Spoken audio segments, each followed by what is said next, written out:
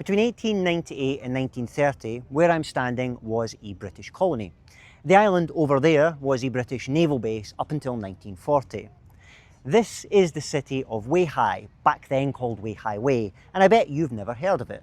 And yet, in its day, the plan was to make this the Hong Kong of the North, a bustling metropolis right here in North China for British ports. So I'm here to do a little bit of an excavation. I want to see if I can find what is left of the empire in which the sun never sets, right here in Weihai.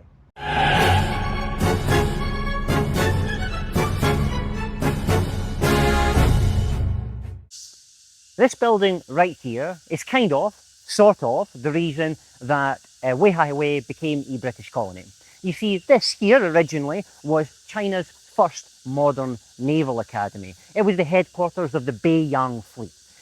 The reason they picked here is because in the late 19th century, China wanted to modernise, and part of being a modern country meant having a modern naval fleet, and part of having a modern naval fleet meant having a modern naval port, and they decided to pick Weihai as that port. Now, Weihai prior to this point had more or less been a bit of a backwater. It was one of the poorest areas in China. So no doubt for the people living here, the attendance of the Beiyang fleet here was a bit of a godsend. It meant that they had economic power for the first time really in their history. However, the presence of the Beiyang fleet also meant that Weihai would become a target if there was ever a war. And in the 1890s, that's just exactly what happened. Because in 1895, right at the end of the Sino-Japanese War, the Japanese Imperial Navy would come into the port of Weihai and destroy what was left of the Beiyang fleet as it lay at anchor. Now, the destruction of the Beiyang fleet and China's loss in this war restarted another phase in the scramble for China, and Britain wanted a peace. And so they convinced the Qing government in Beijing to give them the lease of Weihai. The British Empire then strong-armed the Japanese, who still had a presence here, to hand it over to them. And with that was born the British colony of Weihaiwei. I think if we are to truly understand why the British wanted Weihaiwei, it's important to look at a map. You see, Weihaiwei is located right at the end of the Shandong Peninsula, and it was founded in the 14th century by the Ming as a fortified hilltop village which could keep an eye on the sea for the Japanese pirates that were plaguing the North China coast at that time period. On the map, it looks like the perfect spot for a naval base, and that is why the Beiyang fleet chose this position. But there were another reason for the British interest in Weihaiwei. You see, the late 19th century is a period in Chinese history called the Scramble for China. This was a window in time where a variety of Western powers would smell weakness in the ailing Qing Empire and saw that as their opportunity to seize as much territory as possible. In North China, the two most prominent recipients of land were the Germans, who had seized the area around the modern city of Qingdao, and the Russians, who had seized the area of Port Arthur across the Bohai. The presence of these two colonial rivals were making the British paranoid. The Russians in particular, the British feared, were trying to muscle in on British interests in Asia, and they wanted a convenient location where they could keep an eye on them. In the lease agreement that the British would sign with the Chinese, they even kind of indicated that they would give Weihaiwei back to the Chinese if the Russians were to ever vacate Port Arthur. When the Russians did vacate Port Arthur in 1905, however, the British promptly forgot this promise, but it gives us an indication of what the thinking of the British were in 1898 as they took possession of Weihaiwei.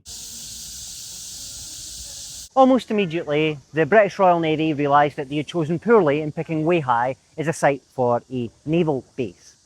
For one thing, this bay here is far, far too broad. That makes it very difficult to make it defensible in case of attack, and also leaves it open to storms blowing off the Pacific. For another, this bay is actually quite shallow, making it unsuitable for modern ironclad British naval destroyers. Another reason that this bay was particularly bad for the British was that it was very, very far away from any of Britain's other colonial possessions, but it was very, very close to the Germans down in Qingdao, the Russians up in Port Arthur, and the Japanese across the sea. By 1902, the British Royal Navy had decided that if this base were ever to come under attack, the British would go the same way as the Beiyang and lose it almost immediately. As such, they would hand over the colony to the British Colonial Office, turning the island of Liujiangdao into more or less a holiday retreat for British naval officers coming up from Hong Kong, and also as a handy place to repair any of the fleet that happened to be active in the Pacific. This right here was once the Port Edward Bund. This was the commercial heart of the British port of Weihaiwei. As you can see, there is pretty much nothing of it left, but back in the day it was conceived as a competitor for Hong Kong and Shanghai. Of course, this never really happened. Even at the height of British development here in the 1910s, the top product being exported out of here was nuts and rice. This was always a backwater, and the British administration, despite their best efforts, couldn't make it anything other than that. By 1906, the British had decided that the best bet was to abandon attempts to try and make this a commercial hub and turn it into more of a holiday resort, which, even to this day, is basically what Weihai is. James Lockhart would arrive in Weihaiwei in 1901 to begin his new job as Weihaiwei's first, and as it turned out, longest serving civilian commissioner. The Scotsman had cut his teeth in the colonial administration of Hong Kong, and he would arrive in his new colony fresh-faced and full of new ideas, hoping to turn Weihaiwei into a sort of Hong Kong of the North. Now, Lockhart was a bit of an infrastructure freak, because the first thing that he noticed about Weihaiwei was that it was entirely lacking in what we would call modern roads. He would start a road building campaign, creating something like 40 miles of new, modern roads in the colony in his first 5 years in post. He then decided that a great idea for the colony would be to connect it to China's nascent railway system. The hope was that if the railway came to Weihaiwei, then the little poor colony could be connected to the economy of the Chinese interior. This, however, immediately hit upon a little bit of a snag. For you see, the Germans insisted that, by rights of treaty, it was they alone who had the unique and special rights to develop railways in the Shandong Peninsula. The Colonial Office, way back in London, did not want to begin some kind of diplomatic spat with the Germans over a colony that they, by this point, considered pretty insignificant, and so put a squash to Lockhart's plan to connect Weihaiwei to the railways. Not to be deterred, however, Lockhart would now return to Hong Kong. You see, he wanted Weihaiwei to be a full, modern and bustling port. And to do that, he wanted to attract some kind of investment from shipping magnates. However, his investors would spot the same problems as the British Royal Navy had. In fact, it was even worse for Lockhart, for the relatively good anchorage around Liujiangdao was now off limits to commercial shipping, since it was still being used as a British naval base.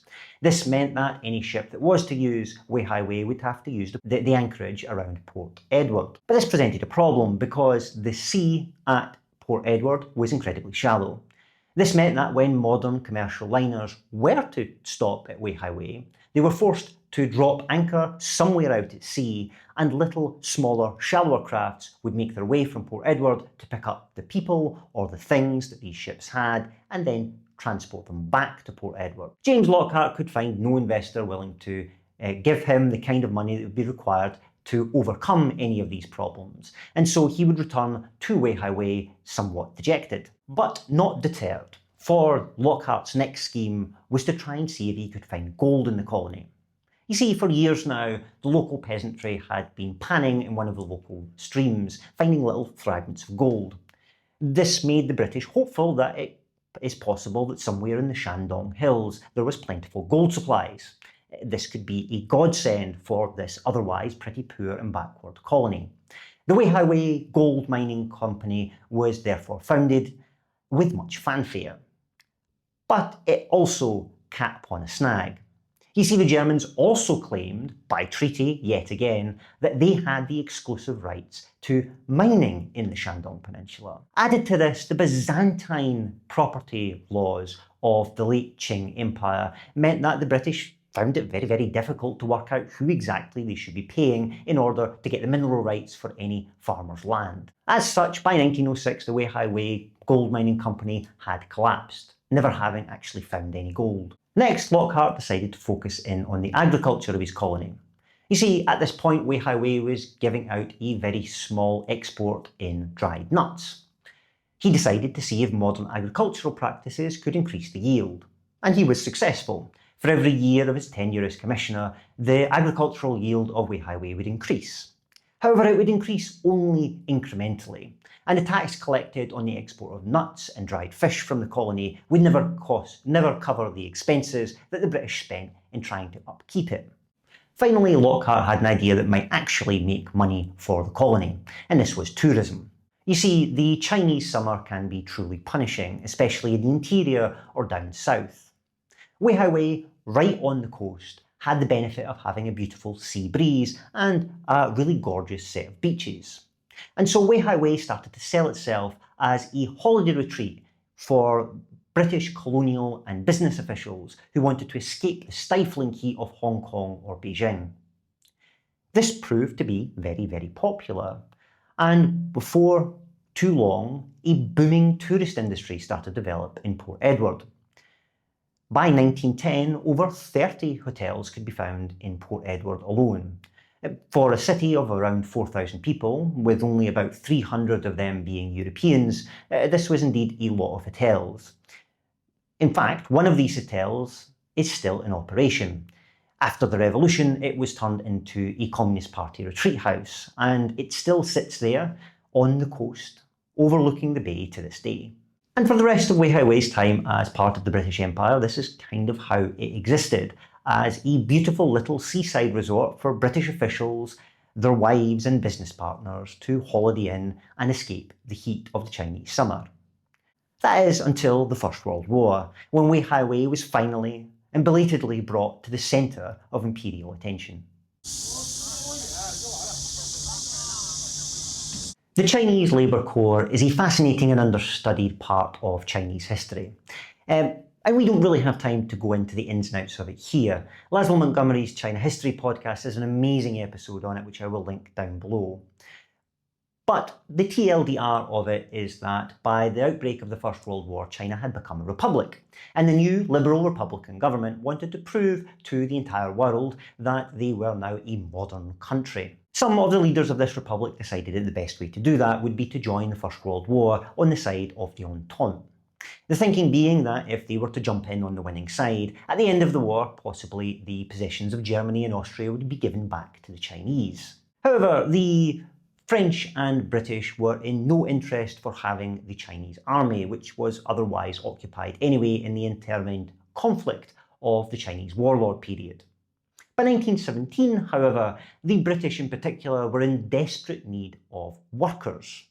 They needed people to go to the front lines or just behind the front lines on the bloody fields of France to build things and carry the wounded away and do general maintenance work. This is where Weihaiwei came in, because the Chinese government decided to offer the services of hundreds of thousands of Chinese workers to the British and a smaller percentage to the French.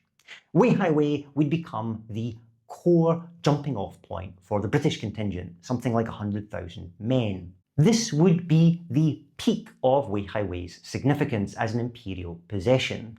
And to this day, Weihai has a really interesting museum to the Chinese Labour Corps. Interestingly, the museum itself is built in the shape of a cross to symbolise that the vast majority of the Chinese Labour Corps were in fact Christian. You see in Shandong at that time period, the YMCA and Protestant churches were very active, and these were used as a front to recruit young Chinese men to the Labour Corps. But by the end of the First World War, Britain and France were no longer in need of this Labour Corps.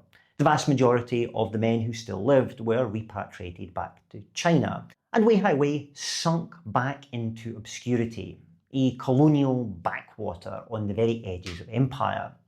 For example, in a 1920 Foreign Office guidebook to Weihaiwei, this is how the guidebook would describe the colony.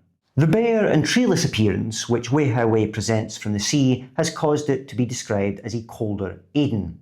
Where trees are to be seen, they are generally used in cypresses around the family graveyards. The natives, in their search for fuel, being accustomed to scrape the ground bare, even of grass. At about the same time, a Colonial Office report would state, "The soil is very poor and only produces just enough to keep the people alive. There are no exports except some salt fish and nuts. Beyond this, there is no trade. and no prospect of any. All this is to say that by 1920, the British colonial and foreign offices back in London had basically given up on Weihaiwei ever becoming an important colony. And the principal reason for the naval base being in Weihaiwei in the first place, that is the presence of the Russians and the Germans, had evaporated. By 1920, both powers had vacated China. So the question was being asked back in London, why exactly does Britain still have a colony in Shandong? In 1930, then, it was decided to give the colony back to China, with one exception. You see, you remember that island right in the middle of the bay, Liuegongdao? Well, it was still an active British naval base, and it was proving useful as a place to conduct repairs for British ships active in the North Pacific. An agreement then was hatched with the new Republican Chinese government.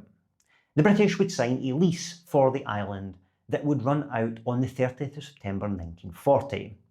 However, if the British still wanted to renew the lease by 1940, then they had the right to seek a new 10-year lease. The Chinese government agreed, and the vast majority of the colony of Weihaiwei was returned to Chinese rule, without really all that many people noticing. 10 years would pass, and in 1940, the Naval Office would decide that Liuegongdao had been a valuable enough port for the British Navy to try and seek a re-signing of the lease for another 10 years. This they promptly tried to do. However, it turned out that 1940 was to be the final year of a British presence in Weihaiwei. And the end of British rule in Weihaiwei was heralded by the exact same people who had heralded its start, the Japanese Imperial Navy. On the 1st of October 1940, the Japanese Imperial Navy would land around 60 men somewhere in this vicinity here. These men would proceed to put up posters all across the island declaring that the lease on this island by the British Navy had ended and it was going to be taken over by the Japanese. By 1940, however, there were precious few British people to actually read these posters. You see, the Royal Navy had seen the writing on the wall back in 1938 and had begun to remove personnel and materiel from the island. By the time of the Japanese arrival in 1940, there was only a mess kitchen, a hospital, a workshop and a repair pier left here in this naval base. The only British personnel that were there to meet the Japanese was the Surgeon General in charge of the hospital and his much put upon wife. The British, however, would not give up Liuegongdao without a fight, for the British Foreign Office would do what the British Foreign Office does best, and send off a strongly worded letter. First, they would send that letter to the government of Shanghai Shek, currently in residence in Chongqing, saying, hey, we renewed a lease on Liuegongdao with you guys and now the Japanese have taken it from us. What gives? That Chinese government in Chongqing, currently preoccupied with fighting an existential war for its very existence with the Japanese Empire, would reply, well, we gave you the lease, it's up to you to keep it. The British now turned to the Japanese saying, guys, we got a lease fair and square from the Chinese government in Chongqing. Why are you saying we don't have rights to Liuegongdao? The Japanese, however, would reply that they simply did not recognise the Chinese government in Chongqing. They saw Chiang Kai-shek and the Kuomintang as nothing short of rebels. The only government in China that they recognised was the government capitalled in Nanjing, which just so happened to be their own installed puppet government. Since the British hadn't bothered to get a lease from Nanjing, this meant that the Japanese did not recognise the British presence in Liuegongdao, seeing them as usurpers of the rights of China. We should read here the rights of Japan. The British had no diplomatic representation in Nanjing since they did not recognise the Japanese puppet government, and so a press release went out from London which stated, in the present Far Eastern situation, Japanese action regarding Liuegongdao should not be allowed to become a subject of difference between Britain and Japan. And so, with little better than a whimper, the curtain would come down on over 30 years of British rule in Weihaiwei. So, at the start of this video, I gave myself the mission to try and find out what was left of the British Empire in the modern city of Weihai. So what did I discover? Well, this right here is the residence of the Royal Navy Commander of the military base here. And as you can see, much like its home country, this British house has seen better days. And We found the old British Masonic Club, so we're going to see if we can get in. Come on. Nope, it's closed up, and I don't think it's been a Masonic club in quite some time. and then there was Right here is the old British Naval Military Chapel. It has been well preserved, but it is also closed and now being used for storage, I think for the military base right across the road from us. and finally, So I'd found an old photo of the Catholic Church back from colonial times. There used to be a brace of nuns that would live in here. I wanted to get inside and see if I could see what the differences are, but this is yet another old colonial building that is all locked up. There isn't even a sign to tell you when there might be a service. It looks like it's still an active Catholic church though, but I guess if you're meant to go to Mass, God will tell you when to show up. although I did stumble on one street in the city where the old British colonial buildings were a little bit more accessible.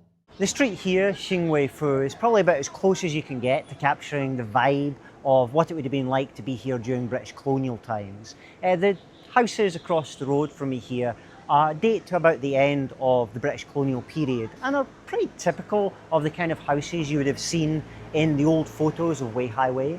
Today they are boutique restaurants, bars and hipster coffee shops. Pretty cool vibe actually. There were many places that we didn't film. For example, the remains of the British police station sits inside an army barracks, and what is left of the English college sits behind the walls of a modern high school. But you get the idea. Each of these sites we went to, it really gave the sense that I was the first person in decades to take an interest in these places. And I really want to stress that I didn't get a sense that the people of this city are ashamed of their past or have even forgotten the British presence here. Each of these sites was marked on all of the tourist maps, and when we arrived, invariably there was a giant stone sign which declared in red lettering what this building used to be. Instead, I think Weihai has just a profound disinterest in the British colonial period. A good example of this might be the beautiful statue that commemorates the handover of Weihaiwei back to China. It is a beautiful monument that sits in the middle of a gorgeous little garden that also just so happens to double as a roundabout at a busy intersection. To get there, you have to cross 2 lanes of busy traffic. For those with eyes to see, there are spectres of the British Empire everywhere here. It's just that the people of this city have no interest in these spectres. And honestly, why should they? The British imperial history here is more my history, the history of Britain, than it is the history of China. And certainly no one back in the United Kingdom cares about this place, either now or back when it was a British colony. So why exactly should the Chinese give a damn?